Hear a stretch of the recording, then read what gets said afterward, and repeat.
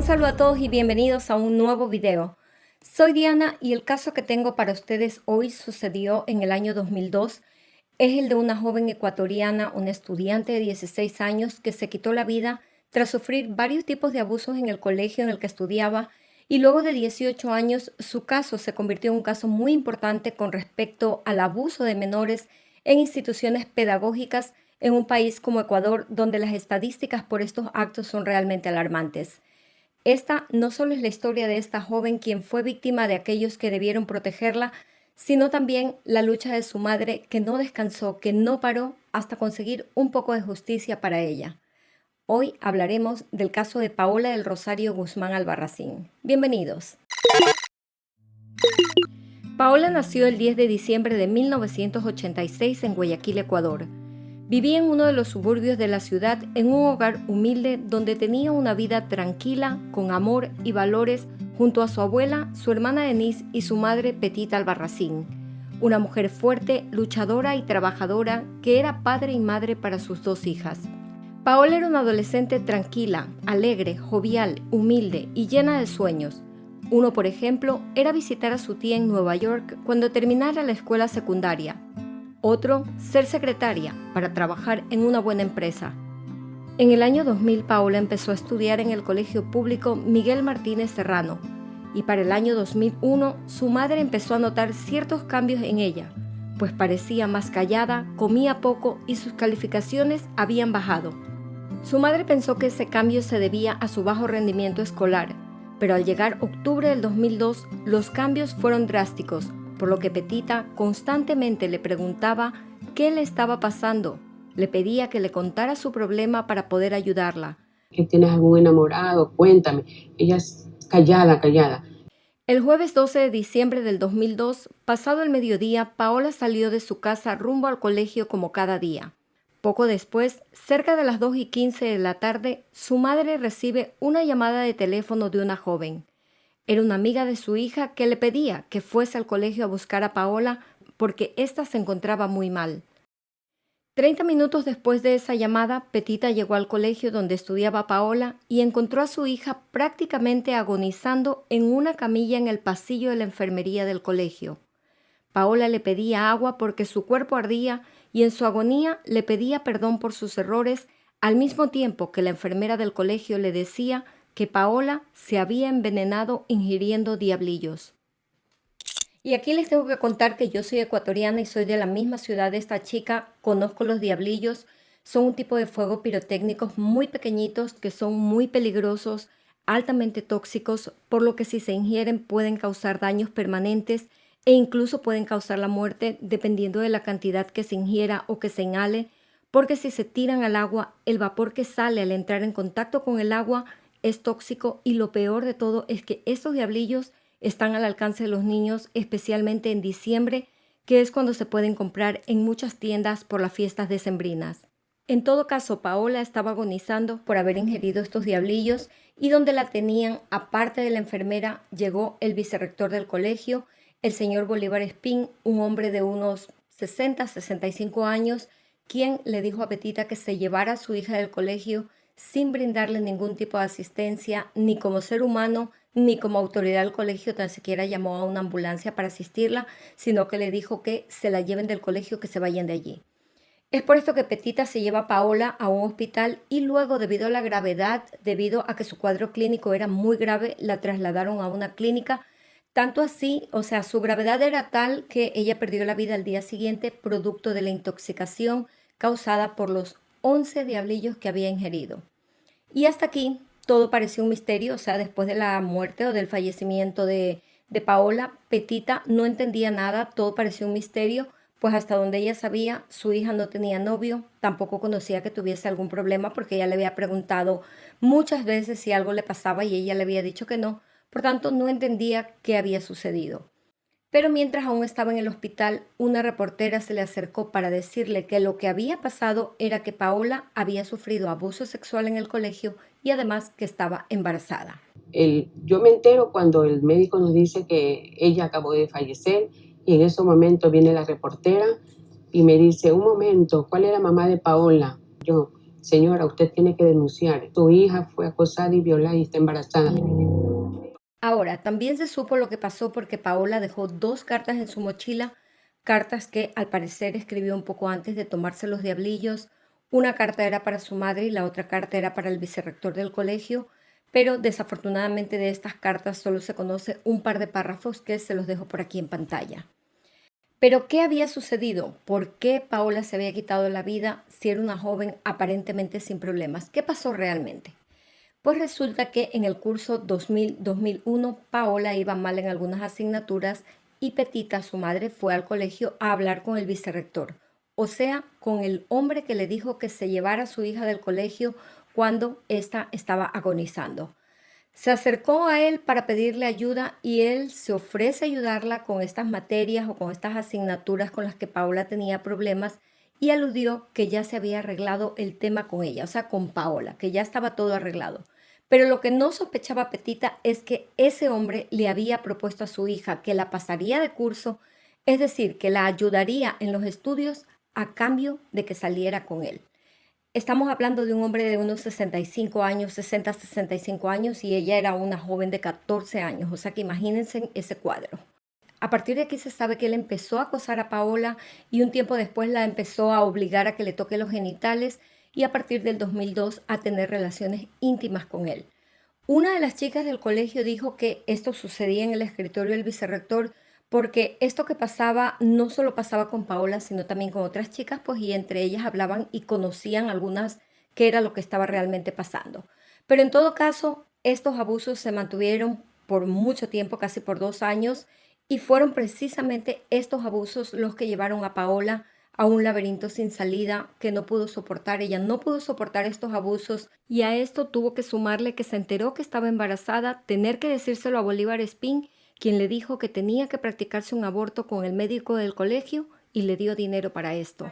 Para empeorar esta situación o para hacerla más dura, más crítica, este doctor se ofreció a ayudarla, pero a cambio de que mantuviese relaciones sexuales con él. Y es aquí que ella cae en una profunda depresión hasta que el 12 de diciembre del 2012 decidió tomarse las pastillas de diablillos antes de salir a la escuela. En el trayecto del bus le contó a sus amigas lo que le sucedía y también les contó lo que había hecho. Al llegar al colegio, pues ya sabemos, se puso mal, la llevaron a la enfermería, allí no le dieron la atención necesaria y es cuando una de las chicas llama a Petita y pues pasa todo lo que les conté al principio. Además, con todo detalle, Paola le contó a una de sus amigas lo que le estaba sucediendo y es por esto que se conocen los hechos, porque ella nunca le comentó nada a su madre, a pesar de que ella siempre le preguntaba qué le sucedía, qué estaba pasando, si la podía ayudar, porque cada vez la notaba más extraña.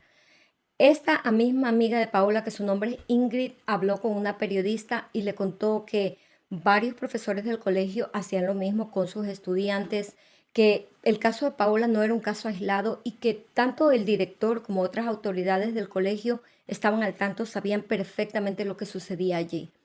También esta misma chica contó que la inspectora general del colegio le había dicho a Paola que citaría a su madre para conversar con ella, para conversar acerca del comportamiento indisciplinado que tenía y al parecer este fue otro de los detonantes para que Paola cayera más profundamente en esta decisión y decidiera suicidarse. Esta situación fue tan terrible que la llevó al extremo y finalmente pues decidió ingerir el fósforo blanco y quitarse la vida. La denuncia en contra de Bolívar Espín no se hizo esperar, pero tampoco se hicieron esperar las barreras con las que Petita se encontró, pero ella en lugar de quedarse pues de brazos cruzados buscó ayuda en la Defensoría Pública y también en otras entidades. Desafortunadamente no le prestaron la atención necesaria, o sea, como diríamos coloquialmente, se hicieron de la vista gorda con el caso y no la ayudaron, pero llegó el año 2003 y Petita, que continuaba con su lucha a través de la Fiscalía de la provincia, es cuando se da un paso adelante y se pide el arresto preventivo para el supuesto culpable. Pero el juez niega esta petición, por lo que el caso no fue procesado y se queda allí estancado. Aunque más adelante llega una segunda denuncia para Espín por abuso sexual y provocación al suicidio. En enero del 2004 finalmente sale una orden de captura preventiva contra este hombre, pero él se da a la fuga, además de que por no presentarse a su puesto de trabajo fue destituido de su cargo de vicerrector. Luego, en el 2015, se lo penalizó con una multa de $25,000, pero tampoco apareció. Sin embargo, aparece en el 2008 pidiendo la prescripción del caso y la jueza encargada aceptó su solicitud y el delito quedó en la impunidad desde finales de ese mismo año.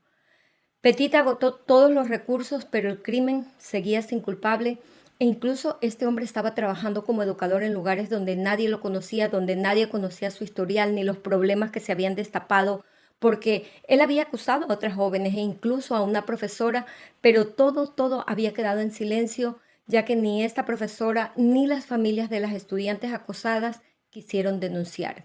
Es entonces cuando el Centro Ecuatoriano para la Promoción y Acción de la Mujer realiza una encuesta anónima entre las estudiantes del colegio y los resultados fueron realmente alarmantes, pues muchas sabían de estos abusos y de hecho algunas de las encuestadas señalaron al rector del colegio como participante de estas prácticas. Poco tiempo después, Petita, al ver que las autoridades del colegio parecían proteger al vicerrector, por lo menos esa era la impresión que ella tenía porque no se hacía nada, no la apoyaban, una vez más no se cruzó de brazos, buscó ayuda junto con su abogada y otros organismos y es así que llegan a instancias internacionales y le dan inicio a un largo proceso con una denuncia ante la Comisión Interamericana de los Derechos Humanos, donde se implicó al Estado ecuatoriano como cómplice del abuso cometido contra Paola y también contra el colegio por ser el lugar donde se dieron los hechos. En 2008, la Comisión Interamericana aceptó el caso y en corto tiempo concluyeron que Bolívar Espín y además el doctor Ortega, quien le había practicado el aborto a Paola, eran culpables de su muerte. Por lo tanto, ordenaron al Estado ecuatoriano que resarciera a la familia por los daños y entre las medidas que se debían adoptar estaba el apoyo psicológico, económico y moral a la familia, además de que se crearan procedimientos para ayudar a jóvenes que estuviesen en casos similares. Otra de las acciones era resarcir la memoria de Paola, ya que la prensa la calumnió diciendo que ella mantenía una relación sentimental con Espín y que su suicidio fue una consecuencia de la ruptura de la relación. Pero pasó el tiempo y el Estado ecuatoriano no hizo absolutamente nada, dejó estas medidas como si nada y en el 2014 se le terminó el periodo de solución amistosa, por lo que en febrero del 2019 la Corte Interamericana de los Derechos Humanos tomó este caso como el primer caso presentado relacionado con el abuso escolar y en 2019 mismo se procesaron las argumentaciones y pruebas.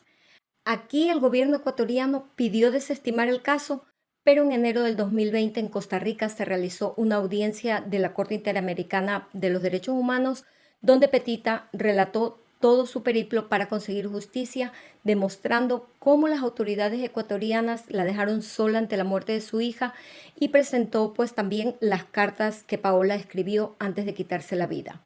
Es de este modo que el Tribunal de la Corte Interamericana de los Derechos Humanos dictaminó la culpabilidad del Estado ecuatoriano y consideró que el Estado había sido negligente al no lograr la localización y captura de Espín y además por dejar prescribir el delito.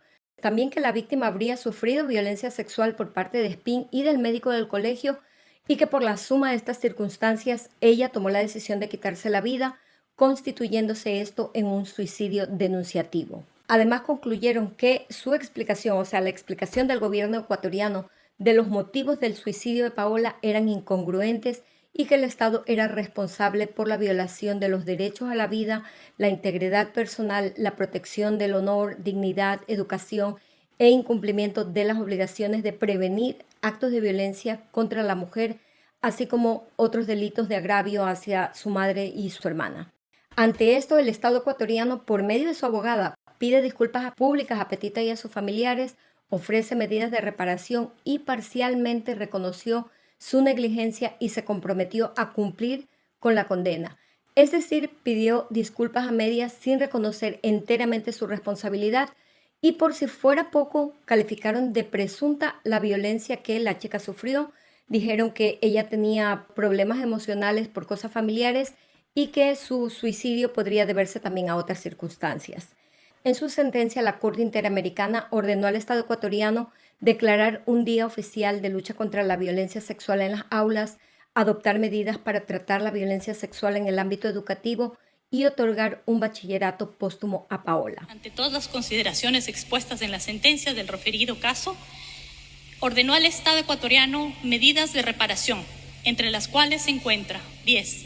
El Estado declarará un día oficial de lucha contra la violencia sexual en las aulas.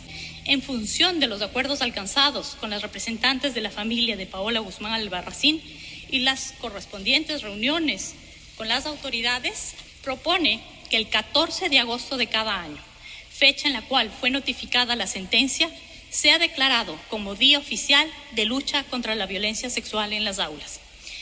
Que el Estado ecuatoriano reconoce la importancia de prevenir y sancionar la violencia sexual contra niños, niñas y adolescentes, en particular dentro de las instituciones del Sistema de Protección Integral, por lo cual ratifica su compromiso de protección a la niñez y adolescencia y su obligación de desarrollar mecanismos que prevengan la vulneración de derechos y que ante el acontecimiento de hechos lamentables los investigue para determinar la verdad y traer justicia y reparación a sus víctimas.